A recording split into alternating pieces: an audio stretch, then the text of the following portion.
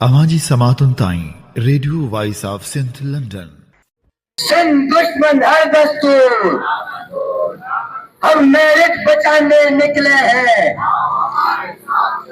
हम तालीम बचाने निकले हैं। मेरे देश के तुलबा, मेरे देश के तुलबा, मेरे देश के तुलबा, अयूब से लड़कर, या से लड़कर। Sindh public service commission Hyderabad office अॻियां सिंध स्टूडेंट सेक्शन कमेटी जे शागिर्दनि जी लॻल मेरिट जी लताड़ ख़िलाफ़ एहतजाजी कैंप जारी। कैंप में सियासी समाजी नौजवान जी आमद। कैंप ते अवामी तहरीक जे वफ़द मरकज़ी सदर एडवोकेट वसंत थरी जी क़यादत में पहुची सिंध स्टूडेंट सेक्शन कमेटी अॻवान ज़बीउल्लाह मस्तोई, वेजात हिंगोरजो, फ़खरुज़्ज़मा ख्वारो, रफ़त सिंधी ऐं ॿियनि सां यकजहती इज़हार कयो। वफ़द में मरकज़ी general secretary advocate Sajid Hussain Maisar, मरकज़ी सीनियर नायब सदर नूर अहमद कात्यार, मरकज़ी मीडिया सेक्रेटरी काशिफ मल्ला ऐं ॿिया शामिल हुआ। अवामी तहरीक मरकज़ी सदर एडवोकेट वसंत थरी कैंप ते शागिर्दनि खे ख़िताब कंदे चयो त सिंध जे हुक्मराननि नौकरियुनि समेत सिंध जूं ज़मीनूं, सिंधु दरिया वसीला विकिरो करे छॾिया आहिनि।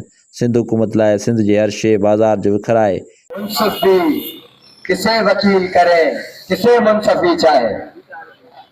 पाकिस्तान जी आज़ादी जे ॾींहं ते सिंध जा नौजवान, पाकिस्तान जा नौजवान हीअं दर बदर पिया आहिनि। साईं दुरुस्त ॻाल्हि कई, ॻाल्हाइण जी जुरत उन्हनि में हूंदी आहे जेके सचा हूंदा आहिनि। फहाज़ा मिन बुरहानकुम इन कुंतुम सादिकीन, सचा आहियो त दलील खणी अचो। हिननि वटि कहिड़ा दलील आहिनि? ही त पाकिस्तान जे आइन जा गद्दार आहिनि, ही त पाकिस्तान जा गद्दार आहिनि, ही त पाकिस्तान जे आर्टिकल 19A जा गद्दार आहिनि। जेको मुल्क, जेको आइन असांखे राइट टू इंफॉर्मेशन ॾे थो ऐं सिंध असेंबली जेको बिल पास कयो आहे 2022 जो, उन्हनि में हिननि चयो आहे त कापियूं थर्ड पार्टीज़ खां चेक नथियूं कराए सघजनि। ऐं कानून जो शागिर्द न आहियां, पर असीं सिंध स्टूडेंट एक्शन कमेटी जी तरफ़ां वाज़े करणु चाहियूं था त पब्लिक सर्विस कमीशन जा रूल पाकिस्तान जे आइन जे ख़िलाफ़ आहिनि ऐं इहा आइन सां गद्दारी आहे, संगीन गद्दारी आहे। ऐं जॾहिं बि कंहिं मुल्क में इदारनि जा कानून ऐं पाकिस्तान जो आइन टकराव में ईंदो आहे, it is said that upper law must prevail and the constitution of Pakistan must prevail in this case. Pakistan जो कानून अॻिते अचणु खपे। असांजा अदालतूं 27, 26, 27 आइनी तरमीम 3 मिंटनि जा केस अॻे तइ थियल, उनमें कहिड़ो इंसाफ़ मिलंदो? पर हुकूमतूं, सरकारूं ऐं अदालतूं का शइ न आहिनि थींदियूं। अवाम जूं अदालतूं वॾियूं थींदियूं आहिनि ऐं असीं अवाम जी अदालत में वेठा आहियूं। अवाम तय कंदी, अदालत तय न कंदी, हुकूमतूं तय न कंदियूं, तय कंदी सिंध जी अवाम। सिंध जो ज़रूरतमंद औरत हारी उहो तय कंदो त पब्लिक सर्विस कमीशन खे कीअं हुजणु खपे। हिन शहर सां त का मंज़िल ॾेखारी ॾे थी, को डूरा उहो ॾस मिलियो आहे, वारी ॼण दिलदारी ॾे थी ऐं गूंदर खे को गस मिलियो आहे। जे चौधारी नारो गूंजे धरती ज़िंदाबाद त ॿियो छा घुर्जे? ख्वाब हुजनि आज़ाद त ॿियो छा घुर्जे? ख्वाब हुजनि आज़ाद त ॿियो छा घुर्जे? तव्हांजे भरपूर ताड़नि में अवामी तहरीक जो मरकज़ी सदर साईं वसंत हरी साहब सां वॾो को इनकलाब अचे वरी कंहिं धाम धूम सां। बरे अंदर बचा बरन इहा बि ज़िंदगी भला, ऐं सीअ में तला ठरन इहा बि ज़िंदगी भला। था मौत रे मिठा मरन इहा बि ज़िंदगी भला। जिते न तेल सींद में सुहागणियूं विझी सघनि, जिते न धीअरूं कॾहिं ख़ुशी मज़ा खिली सघनि, जिते न भेनरूं कॾहिं बुरनि कणा भॼी सघनि। अञा बि गैरतूं नथियूं छो गैर ॾांहुं वधी सघनि। उथो त जंग जोजियूं हराम खोर शूम सां, वॾो को इनकलाब अचे वरी कंहिं धाम धूम सां। उठो आ क़ौम खे जिनी उन्ही खे लानतूं ॾियूं, उठो आ क़ौम खे जिनी उन्ही खे लानतूं ॾियूं, उठो आ क़ौम खे जिनी उन्ही जे रत खे पियूं। गदार क़ौम खे भला वरी साथ कीअं ॾियूं? मरूं त मर्द थी मरूं, जियूं त जुंग थी जियूं। उथूं त शींहं थी उथूं, हलूं त बसि हलिया हलूं। वधूं त वाव थी वधूं, करे न को सघे जलूं। ऐं ज़ालिमनि जे जिस्म तां छिके ई लाहे पियूं खलूं। घणा ई ॾींहं इन्हनि कया असां सां कूड़ अटकलूं। उथो त जंग जोजियूं हराम खोर शूम सां, वॾो इनकलाब अचे वरी कंहिं धाम धूम सां। ऐं सभ खां पहिरीं तव्हां जेके दोस्त इन बुखतारी कैंप ते वेठा आहियो ऐं जदोजहद करियो पिया, उनखे सलाम पेश करियां थो। तव्हां उत्साह ॾिनो आहे सॼी सिंध खे, तव्हां उमेद जाॻाई आहे हारी जे अखियुनि में, मज़दूर जे अखियुनि में, जेको पंहिंजा पघर पूरो करे पंहिंजे बचे खे पढ़ाए थो, जंहिं वटि वसीला न आहिनि, जंहिं चल मानी जहिड़ा अटो कोन्हे, घर में तेल कोन्हे, गैस कोन्हे, पोइ सभु कुझु करे व्याज ते पैसा खणी वॾेरे वटि गुलामी करे पंहिंजी पूरी ज़िंदगी उते तबाह करे पंहिंजे औलाद खे चाहे थो त मुंहिंजो पुटु, मुंहिंजी धीउ, मुंहिंजो नस्ल उहो अॻिते हली तरक़ी करे ऑफिसर थिए, मुंहिंजे घर जी बि चुल्ह ॿरे, उन सां गॾु हू सिंध में पंहिंजो हिकिड़ो ज़बरदस्त किरदारु अदा करे जेको सदन खां असीं भोगंदा अचूं था, इन मां असीं जान छॾायूं। उन्हनि में तंहिंजे अखियुनि में तव्हां उमेद पैदा कई आहे, हू सभु अॼु तव्हांजी जदोजहद में नज़रूं विझी वेठा आहिनि, चवनि था इन क़िस्म जी का ॻाल्हि ॿोल थियणु खपे, इन क़िस्म जी ॻाल्हि थिए थी त माण्हुनि खे उत्साह पैदा थिए। पूरी अंग्रेज़नि जी सॼी सिस्टम खां पोइ असां जॾहिं आज़ादी वरिती, हिन मुल्क में असीं आज़ाद वतन तौर ते शामिल थियासीं, असांखे के खटियो कोन, असीं पंहिंजी मर्ज़ी सां शामिल थियासीं, हिकिड़ो एग्रीमेंट थियो, उन एग्रीमेंट ते असीं इन तहत शामिल थियासीं त असीं आज़ाद वतन, आज़ाद वहदत, ख़ुदि मुख्तियार वतन हूंदासीं ऐं सिर्फ़ अडाई खाता जेके उहे वफ़ाक़ वटि हूंदा, ऐं उन सॼे सिस्टम खे ऐं पाकिस्तान कीअं हलणु घुरिजे उनजे लाइ 11 अगस्त ते कायद आज़म जी तकरीर सॼी दुनिया खे ख़बर आहे। उन चयो त हाणे रियासत कीअं हलंदी, उनजो पूरो खाको कायद आज़म ॾिनो। उन चयो त हिन सॼे समाज लाइ करप्शन ऐं अकरबा परवी खां सवाइ वॾो को गुनाह कोन्हे। उन चयो त ही जेके सिस्टम आहे इनखे सिविलियन हलाईंदा, पर थियो छा, सॼो कायद आज़म जे वीहनि खे गदारी करे उन ख़ुदि कायद आज़म खे क़तल करे, हिकिड़ी खटारा जेका आहे एम्बुलेंस में करे उन क़तल करे उनखे माराए, पोइ पूरी हिकिड़ी लियाकत अली खान उनजी टीम कूड़ो हिकिड़ो नाटक करे उन सॼे कायद आज़म जे वीहनि खे जंहिं तहत असीं आज़ाद थियासीं उन सां गदारी करे, उन कायद आज़म सां गदारी करे छॾियो। छो, जेको काबिज़ क़ुवतूं हुयूं, जंहिंमें शामिल इस्टेब्लिशमेंट, जंहिंमें वॾेरो, जंहिंमें जागीरदार, जंहिंमें सरमाएदार, जेको मथे वेठो आहे, जेकॾहिं जुडिशरी में आयो त औलाद कंहिंजो हुयो, औलाद वॾेरनि जो उन टाइम ते, जेकॾहिं फौज में बि आयो त उन टाइम ते औलाद कंहिंजो, हिकिड़ो जेको अंग्रेज़नि जी अॻी ड्यूटी करे चुको, ॿियो औलाद हुनजो जेको वधू क्लास हुनजो औलाद हो। तंहिंजे करे उन्हनि फ़ैसिलो कयो त ही आम माण्हू, हारी मज़दूर, इन्हनि खे अॻिते न अचणु ॾिजे ऐं इहो सिस्टम हलणु न ॾिजे, हिन मुल्क खे ईअं हलाइजे। पोइ पूरी उन्हनि सिस्टम कयो, असांजो पाणी खणी विया, हिते सिस्टम हलणु कोन ॾिनो, ही करप्शन न कयूं, सभु वसीला असांजा उनजी फुलट करे छॾियूं। असांजूं ज़मीनूं, कोयलो कारूं जन हिननि खे खपे, पेट्रोल असांजो उहो हिननि खे खपे, गैस असांजी हिननि खे खपे, ही ज़मीनूं हिननि खे उहो खपनि, ही खीर हिननि खे खपे, ही जेका कराची जे पासे में बंदर आहे इहो बंदर हिननि खे खपे, हर वसीला हिननि खे खपनि, पर सिंधी माण्हू हिननि खे न खपे, सिंध जो अवाम हिननि खे न खपे। ऐं उन्हनि जे लाइ गद्दार, इब्ने गद्दार, वॾेरो ऐं जागीरदार क्लास उन सां गॾु वेठो आहे, उहो चवे थो त असीं सभु कुझु करण जे लाइ तयारु आहियूं, कुर्सी जे लाइ कुर्सी असांखे खपे, कुर्सी असांखे अवेलेबल करे ॾियो, असीं सभु गद्दारियूं करण जे लाइ तयारु आहियूं। पर इहो साहब चवंदो त ही वॾेरो कुर्सी जे लाइ पंहिंजी माउ जो चोलो बि विकिरो करण जे लाइ तयारु आहे, ऐं हिननि इहो कयो। हाणे ही कुर्सी जे लाइ सभु कुझु करण जे लाइ तयारु आहिनि। असांजो हिकिड़ो शाइर आहे, उनजी शाइरी आहे त कुर्सी जो बसि कुर्सी जो भले काहे कारो मोह कयो, हर कमु कुर्सी जे सोह कयो, भले धूड़ विझो बसि कुर्सी जो, ॿी ॻाल्हि छॾियो बसि कुर्सी। हिनखे कुर्सी खपे।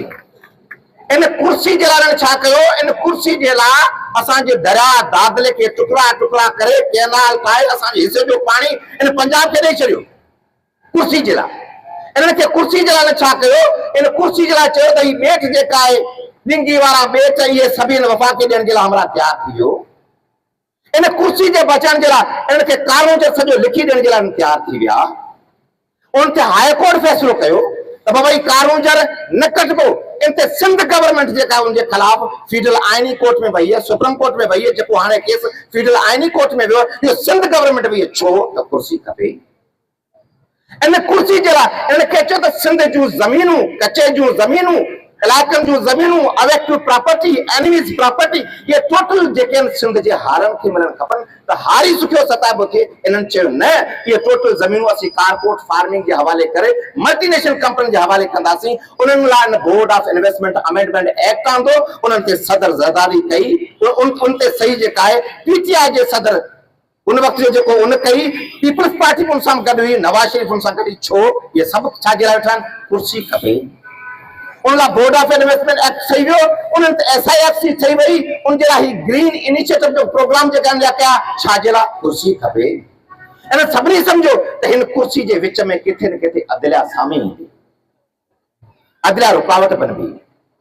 माण्हू जो मसइलो थियो थो, FR दाख़िल थिए थो, अदलिया वटि वञे थो। इन पूरी प्लानिंग कई ऐं इहो पूरो गद्दारी जो कमु इन्हनि वरी कंहिंखां वरितो। इहो असांजे बचे छली जेको वॾेरो जागीरदार जेको वेठो आहे, इन जे पुट खां वरितो। छो त कुर्सी खपे। 26 आइनी तरमीम जे ज़रिए अदलिया ख़त्म कई वई। सुप्रीम कोर्ट आहे कोन, हाणे पाकिस्तान में वॾे वॾी कोर्ट आहे, फेडरल आइनी कोर्ट। ऐं उनजी आइनी कोर्ट में जी दोस्ती ॻाल्हि पियो कनि, इहा ॻाल्हि थी। हीअ ॻाल्हि जेका 6 मिंटनि में पंहिंजे अॻुवाट बंदोबस्त करे विया। असां वटि मिठी में हिकिड़ो केस हो, पाकिस्तान जी सुप्रीम कोर्ट जो चीफ जस्टिस उते आयो, मूं उते थर जो केस रखियो। उन चई तुंहिंजी तकरीर आऊं कन्वर्ट थो करियां पिटीशन में, ऐं तूं असांजो केस उते अची हलाइजे। असीं उते वियासीं, फेडरल आइनी कोर्ट ठही वई। ॻाल्हि हिकिड़ी, बाबा डिसमिस करियूं था या विथड्रॉ कर। त हाणे जे कोर्टूं कयूं आहिनि, उहे कोर्टूं मुकमल तौर ते नौकरी कनि थियूं, इंसाफ़ कोन थियूं कनि। ऐं उहो जेको जज जेको वेठो आहे, उहो जज अॼु जे करे फ़ैसिलो अहिड़ो करे जेको इस्टेब्लिशमेंट जे ख़िलाफ़ हुजे, जेको हुकूमतनि जे ख़िलाफ़ हुजे, जेको वॾेरे क्लास जे ख़िलाफ़ हुजे, जेको सरमाएदारनि जे इंट्रस्ट जे ख़िलाफ़ हुजे, त पोइ उहो जज ॿिए ॾींहुं हिन कोर्ट में पहुंदो, उनजी बदिली लाड़काणे थी वेंदी, उनजी बदिली KPK थी वेंदी, उनजी बदिली बलोचिस्तान में थी वेंदी, उनजी बदिली इस्लामाबाद में थी वेंदी। जेकॾहिं इस्लामाबाद में को जज अहिड़ो फ़ैसिलो कंदो त उनजी बदिली कराची में थी वेंदी, या मेट्रोकास में थी वेंदी। इन्हनि सिस्टम अहिड़ो करियो, पूरो इन्हनि सिस्टम ठाहे छॾियो। उहो कमु कंहिंखां वरितो? इन जागीरदार वॾेरे ऐं गद्दार टोले खां। हाणे चऊं त इहो सॼी सूरतहाल में अदलिया त असांजी थी वई। मीडिया उथंदी त बाबा हाणे मीडिया जे ख़िलाफ़ इन्हनि जेका आहे उहो एक्ट आंदो। इन्हनि चयो त यूनिवर्सिटी मां शागिर्द थींदा, त यूनिवर्सिटी जो अमेंडमेंट इन बिल आंदो। उनमें चयो त हिन जा जेके असांजा VCs के थींदा, उहे रिटायर्ड जनरल थींदा। 21 ग्रेड जो रिटायर्ड ऑफिसर थींदो। ॻाल्हि सादी आहे, हीअं रिटायर्ड ऑफिसर जी ॻाल्हि थींदी, पोइ रिटायर्ड जनरल ईंदो, जेको PhD पास हूंदो, जेको स्कॉलर कोन हूंदो, जेको अंगूठे छाप हूंदो, जेको मैट्रिक पास हूंदो, जेको 1 2 3 4 सिखियल हूंदो, उहो अची यूनिवर्सिटी अची रहंदो ऐं तव्हांखे ॿुधाईंदो ऐं असांखे ॿुधाईंदो त हीउ पाकिस्तान कीअं जीअं तव्हांखे एजुकेशन कहिड़ी मिले, हीउ दुनिया जा इल्मु कराए सघनि। इन्हनि प्लानिंग कई। चई अञा बि किसो ख़राबु आहे। माण्हू उथनि पिया, शागिर्द महिनतूं कनि पिया, हारनि जा ॿार पढ़नि पिया। इन सॼी कॉम्पिटिशन में हीउ पोइ ते हटनि कोन था, त इन जे रुकावट कहिड़ी बणिजे? चई इन जे लाइ रुकावट हीअ बणिजे, हू जिते ऑफिसर थी अचे थो, ॿारनि जे लाइ पढ़ण जे लाइ मास्टर थी अचे थो, जिते लेक्चरार थी अचे थो, इन्हनि खे रुकावट करण जे लाइ ही सिंध पब्लिक सर्विस नालो कहिड़ो सुठो आहे, सिंध पब्लिक सर्विस कमीशन। इन कमीशन खे मुकमल तौर ते करप्शन जे हवाले करे छॾियो। जेको वॾेरा चाहिनि, जेके पैसा ॾियनि, उहे मुकमल कनि। हीउ माण्हू मैदान थी इहा कमु कंहिं कयो? इहे जेका हुकूमत में वेठा आहिनि उहे उन्हनि कयो। असां वटि वाह केॾी आहे? सिंध जे माण्हू वटि बचियो छा आहे? कोर्टूं हुननि जूं, इदारा उन्हनि जा, असेंबलियूं उन्हनि जूं, फौजूं उन्हनि जूं, निसाब उन्हनि जा, सब कुछ उन्हनि जो, टोटल उनजो कंट्रोल सिंधी माण्हू वटि ऐं पाकिस्तान जी आवाम वटि हिकिड़ी वाह बची आहे, उहा आहे पॉलिटिकल एजुकेशन। ऐं जेको तव्हां करियो था ऐं सिंध जे माण्हू वटि इन खां सवाइ ॿी का वाह बची कोन्हे। तंहिं करे तव्हां सही दग वरितो आहे। तव्हांखे 100 सलाम। इहो ई असांजो रस्तो आहे, इहो ई वॾेरनि खे हेठि कंदो ऐं पंहिंजी फतह हासिल। पाण अॼु गॾु थिया आहियूं, अॼु थोरा आहियूं, सॼी सिंध तव्हां सां गॾु आहे। सिंध जो पॉलिटिकल पार्टियूं तव्हां सां गॾु आहिनि ऐं ॿिया माण्हू सुबुह जो गॾु थींदा, हीअ ॻाल्हि ख़तमु न थियणी आहे, इहा ॻाल्हि वधणी आहे। जेका अॼु थोरड़ी आहे इहा वॾी थियणी आहे। जेका ही नंढड़ी अबड़ी हिते वेठी आहे सुबुह जो जवान थियणी आहे। ऐं सुबुह जो हीअ जेके ॻाल्हियूं आहिनि, ॻाल्हियूं मैच्योर थियणियूं आहिनि। जेके असेंबली में वेठा आहिनि उन्हनि जूं ॻाल्हियूं कमज़ोर थियणियूं आहिनि। पंहिंजी ॻाल्हि, पंहिंजी तकलीफ़, पंहिंजो मौक़िफ़, पंहिंजो ख़्यालु, पंहिंजो आइडिया, पंहिंजो तसवर, इहो तसवर ॻोठनि राज्यनि में वञिणो आहे ऐं उनजा हारी ऐं मज़दूर ऐं सिंध जो अवाम ऐं पाकिस्तान जो अवाम उनजो साथ ॾियणो आहे। इहो अवश्य थियणो आहे। इहो फितरत जो असूल आहे। जेका शइ अॼु आहे, जेका राति आहे, उहो सुभाणे सुबुह थियणो आहे। इहा राति ख़तमु थियणी आहे। इहो फितरी असूल आहे ऐं इहो तब्दील थियणी आहे। अचो त इन सॼे मामले में पाण गॾिजूं।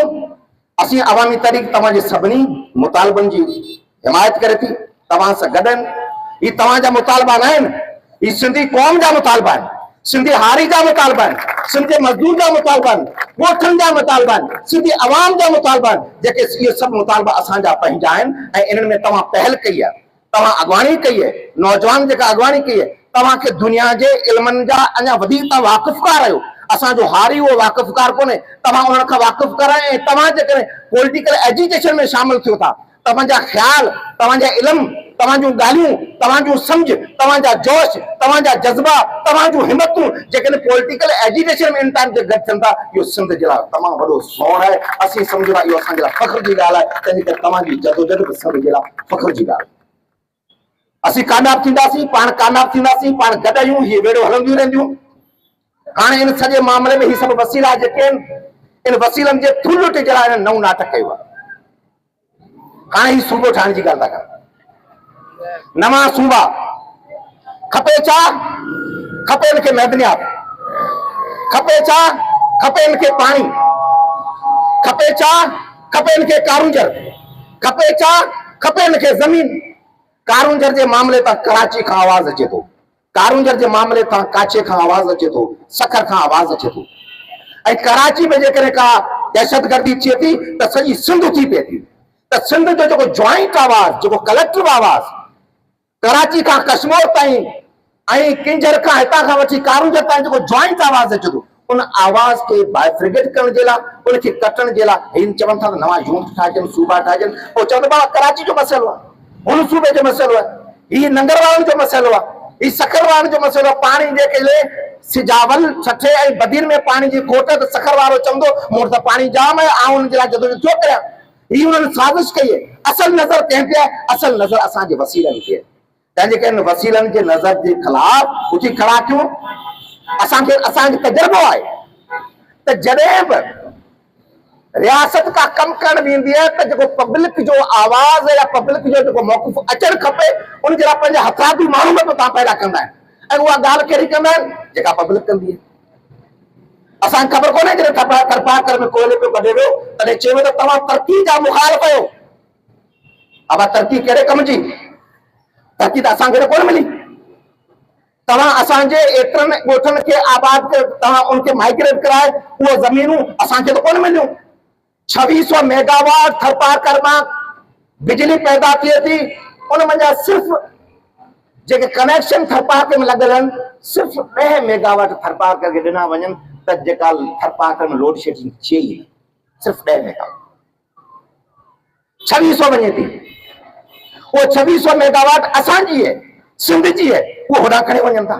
ये टोटल जेका जनरेट थिए थी, उन जनरेटर जो असांखे ट्रू प्रोसेसर जेको उहो असांखे कोन थो मिले। हाणे वरी वरी नई नाटक कंदा ऐं चवंदा आहिनि सॼे इलाइक़े में, ऐं चवंदा असांजे खीरतर खां वठी असांखे ठठे जे हेठी पटी में असीं का आबादी था करियूं, असीं ज़मीन खे आबाद था करियूं, असीं इहा ज़मीन खे ॾींदासीं, मुख़्तलिफ़ कंपनियुनि खे ॾींदासीं ऐं हिते तरक़ी वठाईंदासीं, हिते असीं शहर कराईंदासीं। तव्हां सम्झो था हिते जेके तरक़ी जेका थींदी, इहा तरक़ी सिंधी माण्हुनि जे फ़ाइदे में हूंदी या सिंधियुनि जे ख़िलाफ़? सिंधियुनि जे ख़िलाफ़ त कोन हूंदी।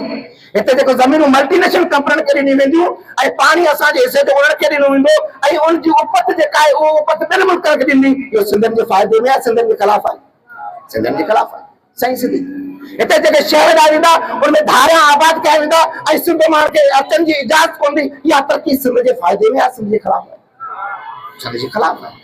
तंहिंजे करे कंहिं बि नाटक जे आड़ में, तरक़ी जे आड़ में, ज़मीनूं आबाद करण जी आड़ में मल्टीनेशनल कंपनियुनि खे ॾियण जी ॻाल्हि करण जी आड़ में का प्रोपेगंडा थींदी, असीं सम्झां इहो सिंध दुश्मन प्रोपेगंडा आहे। सिंध जो माण्हू कंहिं सूरत में क़बूल कोन कंदो। असीं कुझु ॾींहं कराची में अॻिनो हुआसीं, हुते कंहिं दोस्त ॻाल्हि कई त आइन में सिस्टम ॾिनल आहे त सूबा कीअं ठाहिजनि, मथां ॿई हाउसिस इहो फ़ैसिलो कनि त सूबो थिए, ऐं कंसर्न जेको सूबो आहे उहो पंहिंजी 1/3 जे हिसे सां चवे त बाबा असीं सूबो पंहिंजो ठाहियूं था। मिसल सिंध चवे त असीं पंहिंजो सूबो ठाहींदा, त इहो आइन में इख़्तियार आहे। बाबा असांजी सिंधी माण्हुनि जी ॻाल्हि ही न आहे। सिंधी माण्हू चवंदा असीं सिंध वतन हज़ारनि सालनि जी तारीख़ में 5000 साल जी असांजी पंहिंजी तारीख़ आहे। अरगून आया, तुर्खान आया, सिकंदर आया, सभु आया, दूर थी विया। असीं अॼु बि वेठा आहियूं। तव्हां आइन में सुबुह जी का कोई सिख कूड़नि वॾेरनि जे करे तव्हां शान करे तव्हांजी असेंबलियूं में जेकॾहिं अहिड़ो आइन में का ॻाल्हि कंदियूं त सिंध जो माण्हू इहा बर्दाश्त कोन कंदो। सिंध जो माण्हू सिंध जे मामले ते, सिंध जे वसीलनि जे मामले ते हिकिड़ो आवाज़ आहे। कंहिं सूरत में तव्हांजे नाटक में गॾु थींदो। अचो त गॾु थियूं, अचो त शामिल थियूं, अचो त पॉलिटिकल एजिटेशन में अचूं। ॿी का वाह कोन्हे। शेखराज जे हाण हारी कोहारल ही ॾींहं बघारे वेंदासीं, छाले तकी थो कंधीअ दे बि ॿेड़ी मूर न अचणी आहे। जे तूं बची वियो वणझारा त तोखे उकारे वेंदासीं, छो पेर पसारे वेठो आहियूं त डूंगर ॾारे वेंदासीं। आ मरणो हर कंहिं माण्हू खे, पर ईअं न मरंदासीं साथी का आग लॻाए वेंदासीं, का ॿारनि ॿारे वेंदासीं, जे हाण हारी कोहारल ही ॾींहं बघारे वेंदासीं। इहा ॻाल्हि खजे। सॼी सिंध जो माण्हू उथे, सिंध जो माण्हू ॻोठनि में वञे। जी बुखारी चयो आहे त जागो जागो बांग असांजी, दर दर ठुक ठुक डांग असांजी, ॻाए ॻाए नेठ टकेरल पोठ उतारे वेंदासीं, छो पेर पसारे वेठो आहे उते डूंगर ॾारे वेंदासीं। कहो तुम वज़ारत में जाने से पहले, कहो तुम सफारत में जाने से पहले, दिखाओ हमें अपने ऐमाल नामे। कयामत के दिन खुदा पर न छोड़ो, कयामत से ये लोग डरते नहीं है। इसी चौक पे खून बहता रहा है, इसी चौक पे मेरिट के कातिलों को सजा दो, सजा दो, सजा दो। अजो की इन कैंप में अवामी तहरीक जा दोस्त आया आहिनि। असां वटि SST जा दोस्त कबीर भील असांजो दोस्त प्यारो पहिरीं ॾींहं खां कैंप जी मालिकी करे थो। SST जे दोस्तनि जी महिरबानी आहे, अवामी तहरीक जी मरकज़ी क़यादत अॼु असां वटि आई आहे। मूं सोचियो वेठे त कहिड़ी मेरिट जी ॻाल्हि करियूं था पब्लिक सर्विस कमीशन में। अवामी तहरीक जे जदोजहद कई, सिंध जी तारीख़ में कैनाल न ठहण ॾिना, डेम न ठहण ॾिना, धरतियूं बचायूं, ज़मीनूं बचायूं। वॾी पार्टी, उनजो सदर, थर जो हिकिड़ो क़ौमी कारकुन, बज़ाहिर सिंध में उन्हनि असल त धरती जा वारिस आहिनि, उहो कारकुन हिकिड़ो अवामी तहरीक जो सदर थी वियो। असीं पब्लिक सर्विस कमीशन में अहिड़ी मेरिट चाहियूं था। इहा मेरिट थिए हिकिड़ो दरावड़, हिकिड़ो कोली, हिकिड़ो भील, हिकिड़ो चांडियो, हिकिड़ो हिंगोर जो क्या ज़ात का माना नथी रखे। मेरिट जी बुनियाद ते, शफ़ाफियत जी बुनियाद ते, मेहनत जी बुनियाद ते जेको ॿार जितां बि हुजे एग्ज़ाम में वेहे, मेरिट जी बुनियाद ते एग्ज़ाम पास करे, उहो जेकॾहिं अचे थो असीं इहा मेरिट चाहियूं था। ऐं साजिद महीसर साहब के जेको मरकज़ी जनरल सेक्रेटरी अवामी तहरीक जो, उहे अचनि ऐं पब्लिक सर्विस कमीशन जे मामले ते पंहिंजी ॻाल्हि ॿोल रखनि। तव्हांजी भरपूर ताड़ियुनि। जोर जबर जी बात न मंझबी, मौत लड़े तब बात न मंझबी, चाहे धरती उथली पए पर रोशनकारी रात न मंझबी, रोशनकारी रात न मंझबी। अॼु अवामी तहरीक जी मरकज़ी क़यादत, जंहिंमें असांजो मरकज़ी सदर एडवोकेट वसंत थरी साहब हिक अहिड़े फोरू इदारे जिन सिंध जे हज़ारे सालनि जी तारीख़ ऐं तहज़ीब ते मेरान विझी ऐं सिंध जे उन्हनि होनहार शागिर्दनि जिन रातनि जा ओजागा करे, जिन जे वालदेन पंहिंजे पेटनि ते पत्थर रखी उन्हनि खे इल्म जी रोशनी ॾिनी, उन्हनि खे पढ़ायो, तकलीफ़ूं कयूं त ही असांजा बच्चा, ही असांजा नौजवान जेके मुस्तक़बिल जा मेमार आहिनि, जेके हिन सिंध जा सुभाणे जा अॻवान आहिनि ऐं उन्हनि जा सर्जनहार आहिनि, उन्हनि सभिनी जे ओजागनि, उन्हनि जे महिनतुनि, उन्हनि जे मेरिटनि जे कातिल इदारे पब्लिक सर्विस कमीशन जे साम्हूं वेठल आऊं हिन नौजवान बाशऊर, बागैरत, बाहिम्मत नौजवाननि खे सलाम।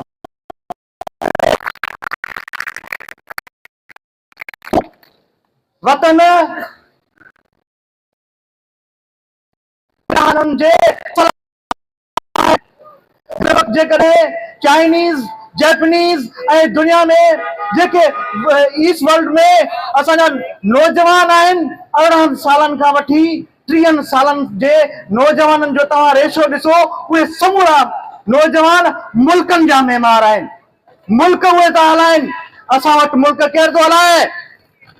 असां वटि रिटायर्ड मुलाज़िम मुल्क था हलाइनि ऐं उहे नाम निहाद थापियल माण्हू उन इदारनि में रखिया विया आहिनि जिन इदारनि जी साख तबाह करे छॾी आहे, जिन सिंध जो रोशन मुस्तक़बिल तबाह करे छॾियो आहे, जिन सिंध जे नौजवाननि खे, हिननि नौजवाननि त इहे ख्वाब कोन ॾिठा हुया त कमीशन जे साम्हूं वेही महीननि जा महीना असीं एहतजाज कंदासीं। हिननि पंहिंजे रातिनि जा ओजागा हिननि जे करे कया हुआ, ही उन जे करे पढ़िया हुआ, हिननि जे ज़हननि में जेके रोशनियूं, जेके उजाला हुआ, उहे मुल्क जी तरक़ी वास्ते, सिंध जे मज़लूम अवाम जी ख़िदमतुनि वास्ते उन्हनि खे अॼु ही ॾींहं ॾेखारिया आहिनि। उहे कंहिं ॾेखारिया आहिनि? असीं सम्झूं था त पाकिस्तान जी इस्टेब्लिशमेंट ऐं पाकिस्तान में जेके वेठल नाम निहाद इदारनि जा सरबराह, उहे हिन मुल्क सां सचा कोन्हनि के। सिंध जो बच्चो जाने थो, समूरी सिंध जो तव्हीं 7 करोड़ अवाम खां इहा इंक्वायरी करायो। ऐं चवां थो ही जेके असांजा क़ौमी मीडिया आहिनि, जेकी सिंध जा मीडिया जा चैनल आहिनि, उन मीडिया जे चैनलनि खे तव्हां गवाह बणायो। आहे कंहिं चैनल में हिम्मत उहो ऐलान करे त ही जेके नौजवान एहतजाज ते वेठा आहिनि, उहे नौजवान जिन खे मेरिट में नज़रअंदाज कयो वियो, उन्हनि खे बि घुराइनि ऐं उहे माण्हू बि घुराइनि जिन खे हिननि पैसनि एवज़ MPA MNA जे असर रसूख़ एवज़ जिन पास कयो आहे, उन्हनि खे बि विहारनि, लाइव टेलीकास्ट हले। ऐं चवां थो हिननि नौजवाननि खां हू न कढे सघंदा। आहे हिननि मथे हिम्मत, आहे हिननि में जुरत। ऐं चवां थो वज़ीर आला खे, वज़ीर आला सिंध, तोखे सभु सुञाणनि था, जो बच्चो सुञाणे थो त तव्हां करप्शन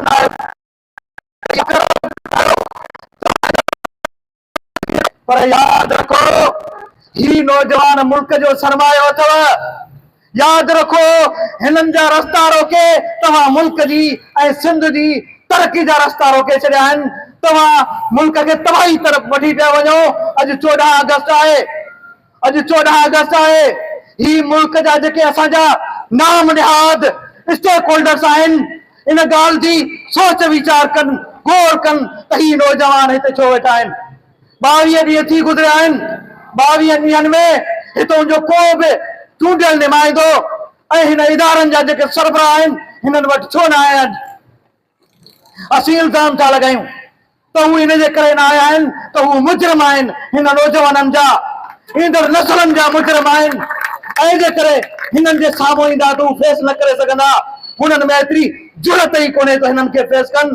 तंहिंजे करे असीं मुतालबो था करियूं, अवामी तहरीक, सिंधी शागिर्द तहरीक ऐं सिंध जो शऊर इहो मुतालबो थो करे त हिननि इदारनि खे उन करप्ट ज़ालिमनि खां आज़ाद करायो ऐं हिननि नौजवाननि खे पंहिंजा हक़ ॾियो। असीं हिननि सां गॾु आहियूं, अवामी तहरीक हिननि सां गॾु आहे, सिंध जो शऊर हिननि सां गॾु आहे। आख़िरी फतह ताईं गॾु रहंदासीं।